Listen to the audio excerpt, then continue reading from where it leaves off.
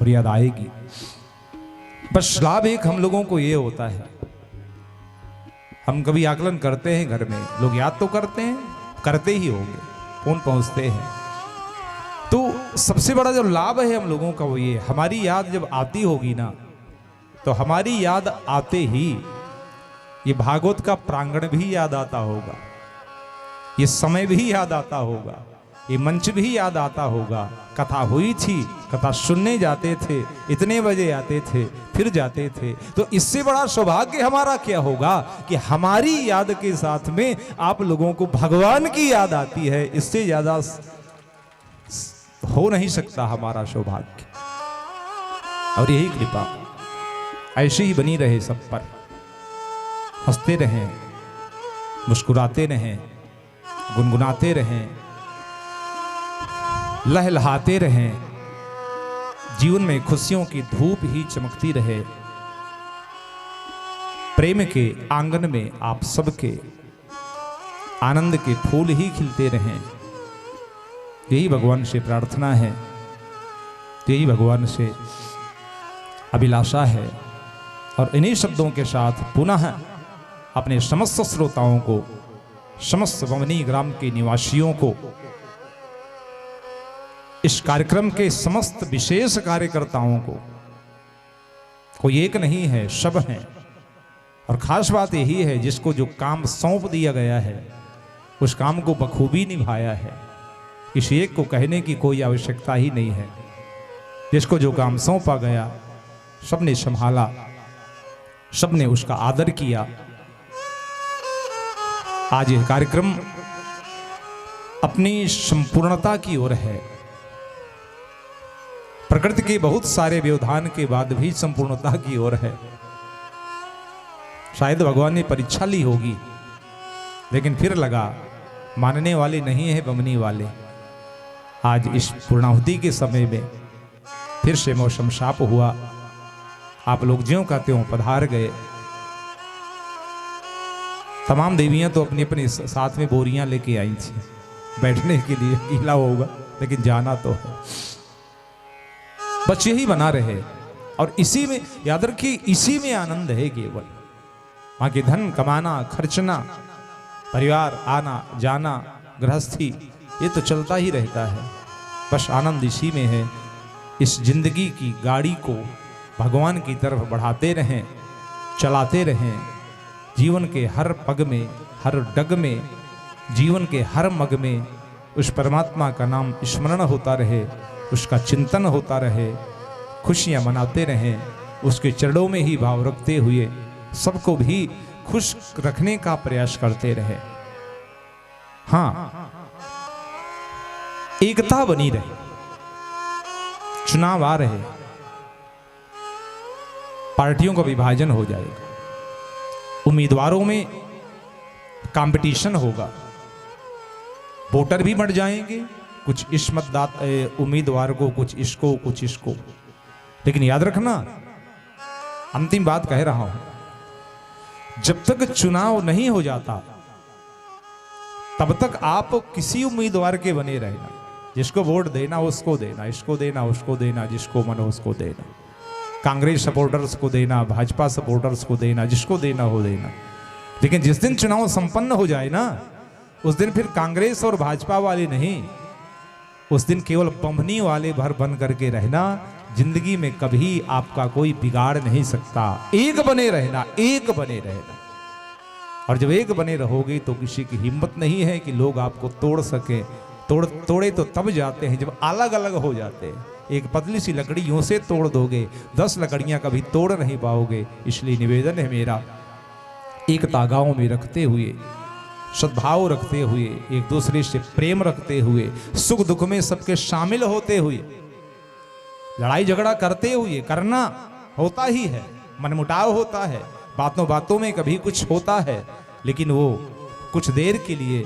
इसके बाद एक गांव के हैं, एक घर के हैं, एक परिवार के हैं। याद रखना, रिश्तेदार आपका कितना भी सगा क्यों ना हो,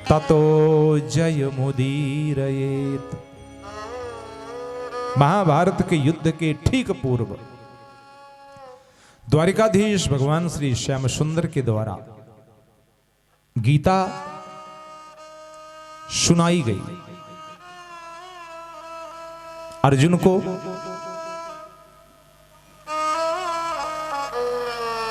उस समय आवश्यकता थी गीता की, युद्ध होने वाला था। अपने और पराये के उस चक्कर में, भेद में अर्जुन फंस गए थे, दुखी थे, परेशान थे, व्याकुल थे। अर्जुन के उस भयानक विषाद को दूर करने के लिए भगवान श्री नारायण द्वारिकाधीश ने गीता का श्रवण करवाया।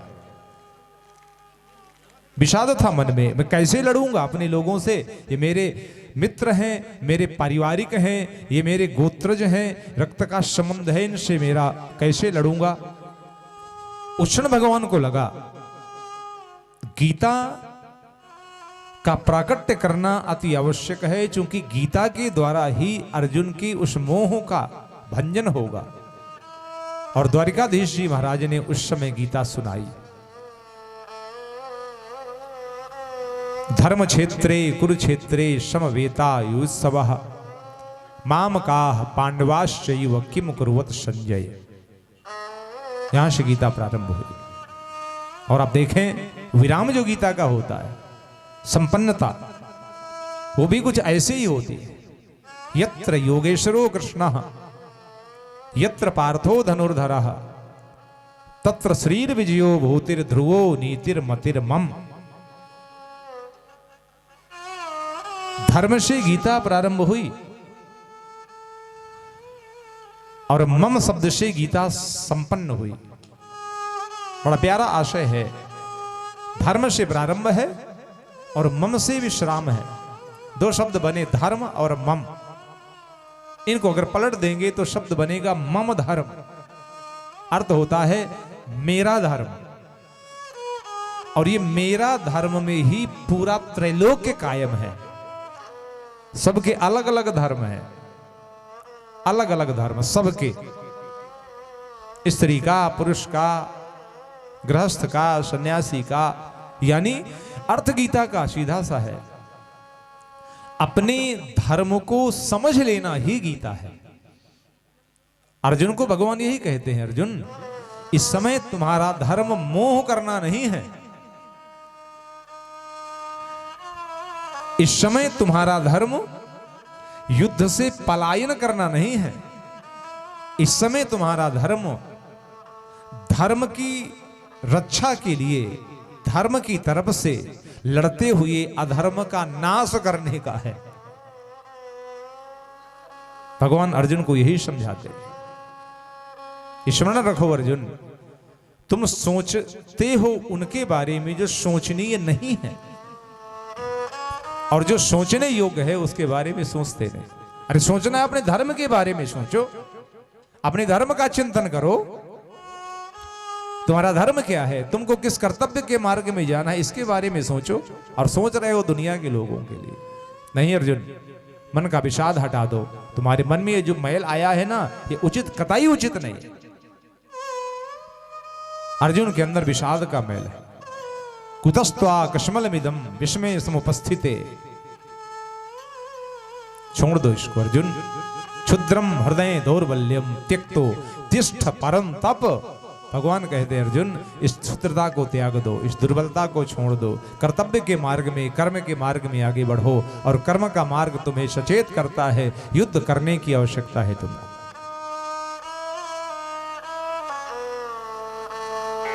युद्ध करो। और अर्जुन ने युद्ध किया, अर्थात गीता जीव को युद्ध करने के लिए प्रेरित करती है।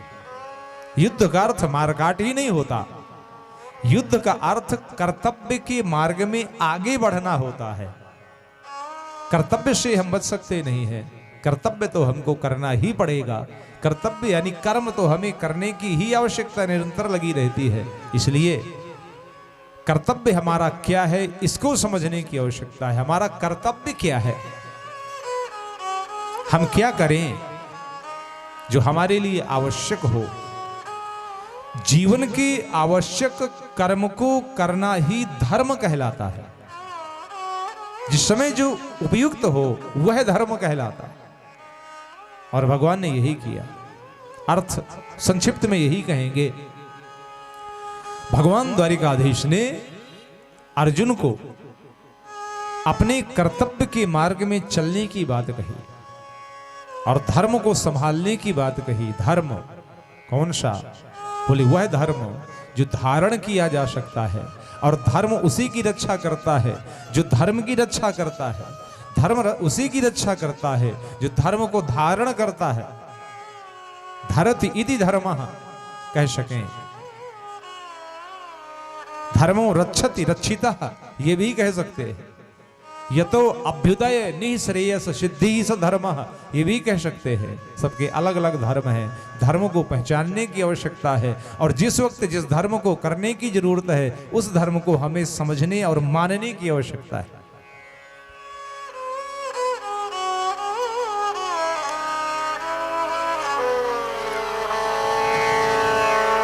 किसी के प्राण बचाने के लिए हमें असत्य रूपी धर्म की आवश्यकता होती है।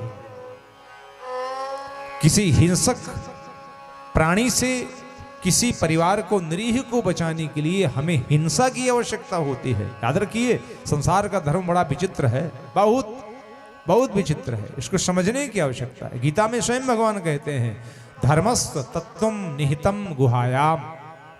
ये तो गुहा के अंदर छुपा हुआ है, इसके तत्व को समझो तो जरा कैसा। धर्मस्य तत्वम निहितम गुहायाम। जिस समय जो आवश्यकता हो उसके अनुसार हमें कर्तव्य करना है। आवश्यकता अनुसार किया गया कर्तव्य और कर्म ही हमारे जीवन का धर्म बन जाता है। अर्जुन ने धर्म को अपनाया, युद्ध किया, और युद्ध किया तो विजयी हुई, विजय की प्राप्ति हुई। यानी धर्म को लेकर के जब हम कर्म करते तो विजय की प्राप्ति होती, और अगर नहीं करते धर्म को लेकर के तो विजय नहीं, पराजय होगी। दुर्योधन ज्यादा सबल है, प्रबल है, सैनिक ज्यादा है, सेना ज्यादा है। 18,000 अक्षौहिणी सेना है पूरी, जिसमें 11 अक्षौहिणी सेना वो केवल दुर्योधन की है, और 7 अक्षौहिणी सेना पांडवों की है। बहुत अंतर है। विश्व के बड़े बड़े वीर दुर्योधन की तरफ से है, चाहे कर्ण हो, चाहे द्रोणाचार्य हो, चाहे कृपाचार्य हो, चाहे अश्वत्थामा हो, चाहे स्वयं भीष्म पितामह हो, ये सब के सब बिल्कुल सजग हैं दुर्योधन की ओर से। लेकिन परिणाम क्या हुआ? बोले सब नष्ट हो गए, और जीत उसकी हुई जो धर्म के मार्ग में चला। बस यही है गीता। धर्म के मार्ग में चलना ही हमको विजय प्रदान करता है। धर्म का अनुसरण करना ही हमको इस संसार में उन्नति प्रदान करता है। यतः अभ्युदय निःश्रेयस सिद्धि ही सधर्मा।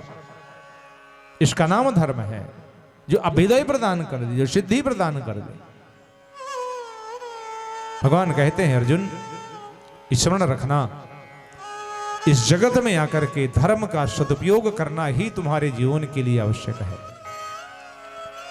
धर्म को अपनाने की आवश्यकता है, और धर्म अपना लोगे जीवन का तुम्हारे कल्याण होगा। और अर्जुन ने अपने छात्र धर्म को, योद्धा के धर्म को अपनाया, और अपना करके युद्ध किया तो विजय प्राप्त हुई। भगवान के वचनों को गीता नाम दिया गया। अर्थात जीवन का जो कर्तव्य है, जीवन की जो कर्तव्य निष्ठा है, उस कर्तव्य निष्ठा का पालन करना ही हमारे जीवन का धर्म होता है। जो आवश्यक है, जो जरूरी है, उसको करना ही हमारे जीवन का धर्म होता है। शांति को पाना ही धर्म होता है, आनंद की अनुभूति ही धर्म होता है, अधर्म को ना पकड़ना ही धर्म होता है, गलत संगति छोड़ देना ही धर्म होता है। धर्म के अनेक रूप हैं, अनेक प्रकार हैं। धर्म, भगवान कहते हैं अर्जुन, धर्म बड़ा विलक्षण है। सत्य भी एक धर्म है, अहिंसा भी एक धर्म है, लेकिन अंतर दोनों में है। काल, देश, काल और परिस्थिति के अनुसार अपने इस लोक धर्म में हमें परिवर्तन करने की आवश्यकता होती है। यही गीता का सार है। लोग तो कहते हैं जीवों पर दया करो, प्रेम से रहो, लेकिन भगवान कृष्ण ने स्वयं युद्ध के लिए ललकारा अर्जुन को, जागृत सजग हो जाओ अर्जुन, युद्ध करना होगा।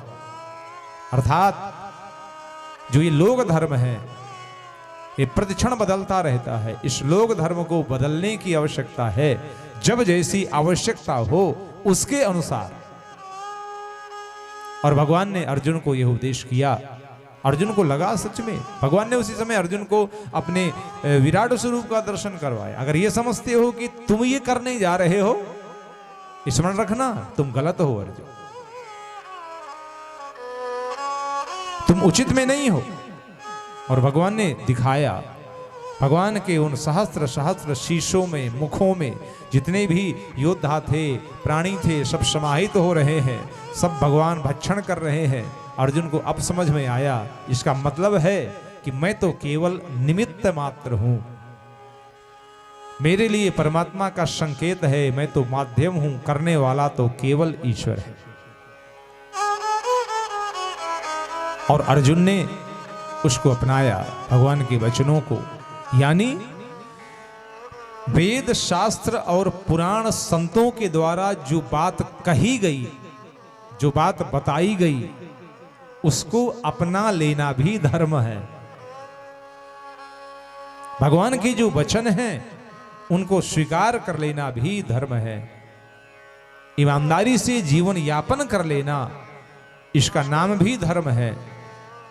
अपने अपने धर्म को हम सब स्वीकार कर सकते हैं, दूसरे को प्रेरित कर सकते हैं, यही धर्म की आख्या है। अंतिम सूत्र में जो वेदव्यास जी बताने का प्रयास करते हैं, यत्र योगेश्वरो कृष्ण, इसी की बात वाणी को विराम करूंगा, सुनिएगा जरा, बस इसी का अर्थ करता हूं। यत्र योगेश्वरो कृष्ण, विजय कहां होगी, उन्नति कहां होगी, जहां कृष्ण होंगे। लेकिन कौन से कृष्ण, बोले योगेश्वर कृष्ण। और दूसरा, यत्र पार्थो धनुर्धरा, जहां अर्जुन होंगे। लेकिन कौन से, बोले धनुर्धर, माने कर्मवादी, युद्ध के कौशल को करने वाला, कर्तव्यनिष्ठ। हमारे जीवन में, मनुष्य के जीवन में कर्म सर्वश्रेष्ठ है, सर्वोपरि है, लेकिन कर्म के साथ में एक होना और जरूरी है, और उसका नाम है योगेश्वर कृष्ण, वो जरूरी है। हम कितने भी बड़े कर्मवादी हों, लेकिन भगवान की कृपा के बिना पूरा नहीं। वो एक, उसकी पूर्ति जरूर, वो जब तक पूर्ति नहीं करेगा पूर्ति नहीं होगा, हो ही नहीं सकता। इसको समझिएगा, वो एक है, लेकिन वो एक ही सर्वश्रेष्ठ है। उस एक के बिना कभी कुछ होता ही नहीं है, कुछ हो ही नहीं सकता। एक दृष्टांत सुना करके वाणी को विराम करूं। उस एक की कितनी महत्ता हमारे जीवन में है। एक व्यक्ति था, व्यापारी था ऊंटों का। उसने अपनी वसीयत लिखी, 3 संतान है,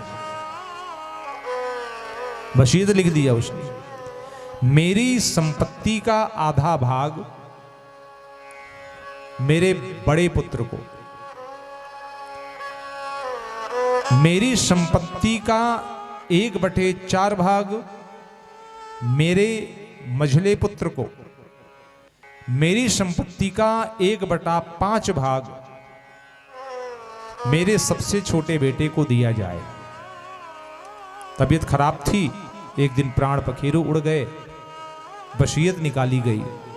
और संपत्ति में क्या था, उस व्यापारी के पास 19 ऊंट थे,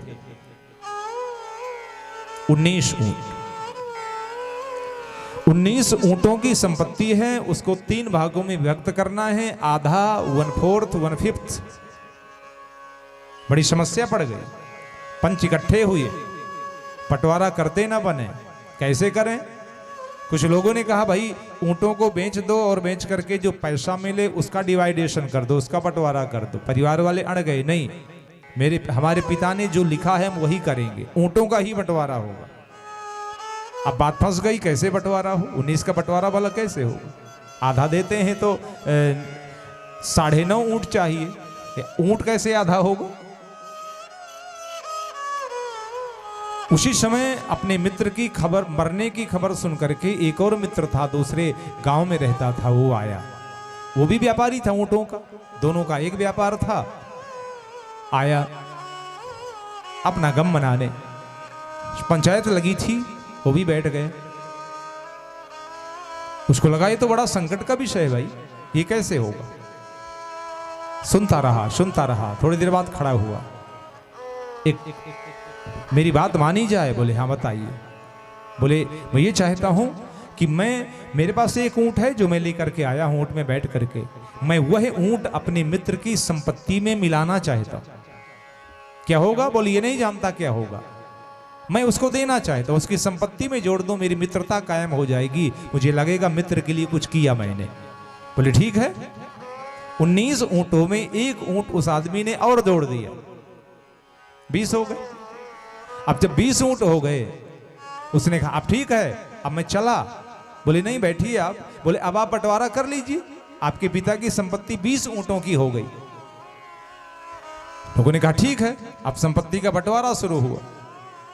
तो 20 ऊंटों की संपत्ति आधा बड़े बेटे को देना है, तो 10 ऊंट उस बड़े बेटे को दे दिए गए। इसके बाद मझले बेटे को 1/4 देना है पूरी संपत्ति का। तो पूरी संपत्ति का आधा 1/2 यानी 10 ऊंट उसको दिए गए, बचे 10। पूरी संपत्ति का 1/4 भाग मझले बेटे को देना है। तो कितने ऊंट हुए? बोले 5 ऊंट बने, 5 ऊंट दे दिए गए। किसको? बोले मझले बेटे को। 5 ऊंट बचे। लिखा था वसीयत में मेरी संपत्ति का 1/5 भाग सबसे छोटे वाले बेटे को दिया जाए, और 1/5 भाग बना पूरी संपत्ति 20 ऊंटों का, माने 4 ऊंट बने। 4 ऊंट जो है सबसे छोटे वाले बेटे को दिए गए। 1 ऊंट बच गया। उस आदमी ने कहा मेरा ऊंट मुझे दे दो, मैं ये चला, तुम्हारा बंटवारा करवा दिया मैंने। बंटवारा हो गया।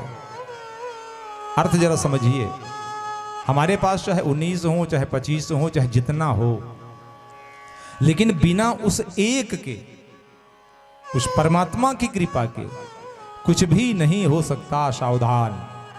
कुछ भी हो, धन संपत्ति ऐश्वर्य वैभव ज्ञान विद्या बल परिवार स्वरूप स्वभाव कुछ भी हो, लेकिन उसकी कृपा के बिना जब तक उसका वो एक नहीं होगा, उस एक की प्राप्ति नहीं होगी, तब तक हमारा पूरा नहीं होने वाला। इसलिए इस घर गृहस्थी परिवार संसार खेत खार व्यापार दुनिया का प्यार सब कुछ हमारे पास हो, इसको रखिए, लेकिन उस एक परमात्मा के प्यार की संपत्ति, उसकी कृपा की संपत्ति को अपनी संपत्ति में जोड़ते जाइए, तो हमारे जीवन में आनंद ही आनंद छाया रहेगा। बोलिए द्वारिकाधीश भगवान की जय। यही गीता का सार है। जगत में संसार में रहते हुए अपने धर्म का पालन करते हुए घर गृहस्थी को निर्वाह करना है, चलाना है, ताकि संसार तो आना है जाना है, ऐसे ही चलता रहेगा। तो गीता को भी विश्राम की ओर ले जाएं। गीता जैसे ग्रंथ तो महासागर हैं, कितना भी आप उसमें तैरो, कितनी भी डुबकी लगाओ, कितने भी गोते लगाओ, थाह मिल नहीं सकती है। बुद्धिमान लोग वही है उस महासागर में डुबकी लगाते हैं।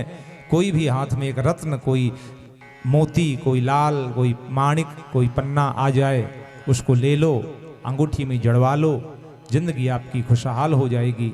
तो एक ही शब्द बहुत है, एक है साधे सब शब्द है, या कह लें एक क्षण, क्षणार्धम, एक क्षण का आधा भी अगर हम ध्यान से समझ करके परमात्मा के सत्संग में और उसको अपने से जोड़ लेते हैं, हमारा जीवन आनंदप्रद हो जाता है। तो इन्हीं शब्दों के साथ वाणी को विराम करेंगे। इसके तुरंत बाद विष्णु सहस्त्र नाम